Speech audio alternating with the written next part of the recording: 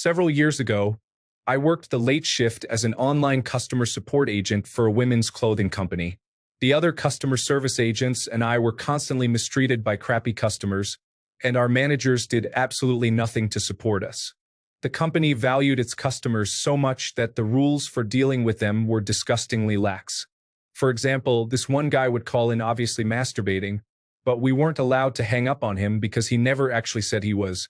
We had a three-strike policy where a customer could say pretty much anything they wanted to 3 times before they were disconnected and banned.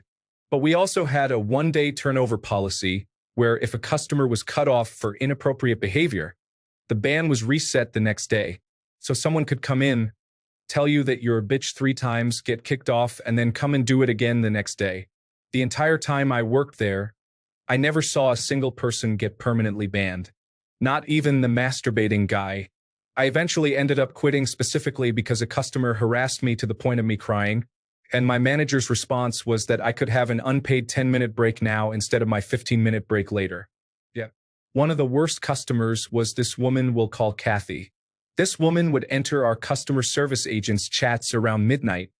Drunk, she admitted to this.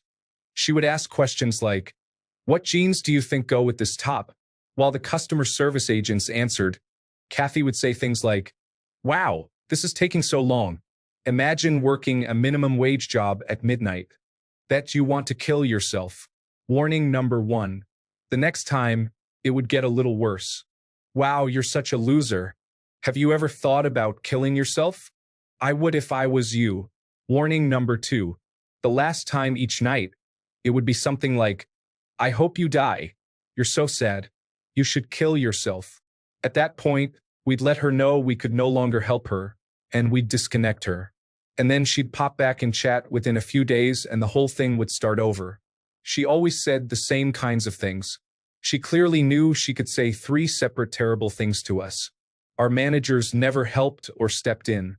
I once looked this woman up. I wanted to know who she was. To my surprise, I found out that she was a therapist. She had her own practice. I was baffled. What she did was a horrible, cruel, unkind thing. I couldn't believe a therapist would do this. I later quit working at the company. I waited a few weeks, and then I made a phone call to Kathy's practice. I spoke to Kathy. I told her I was seeking therapy. During our intake call, she asked me what kind of issues I was facing.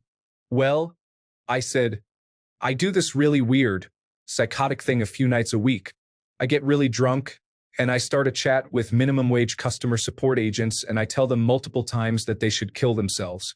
That's so fucking crazy, right? She made a tiny noise. A moment passed. The call disconnected. My friends at the company said that she never messaged them again. Comment.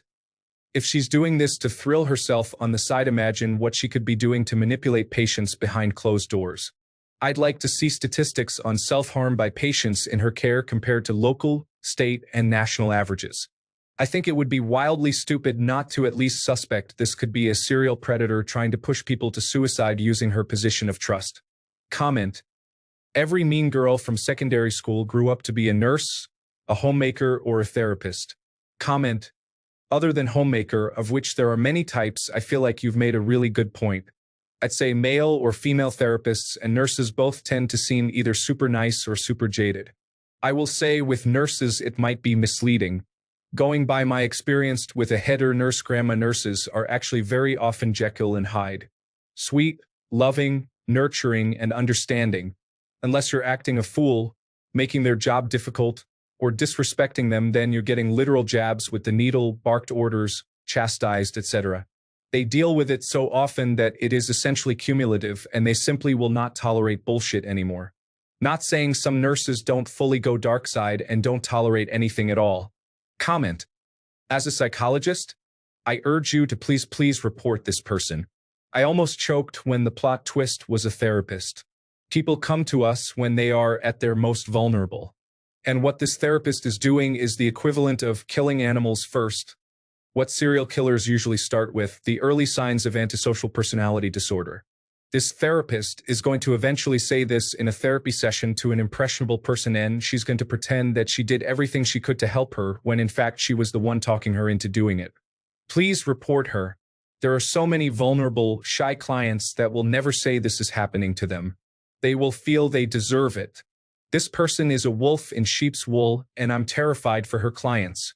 Comment. Sounds like she was calling to say the things she wanted to say to her clients, but wasn't able to.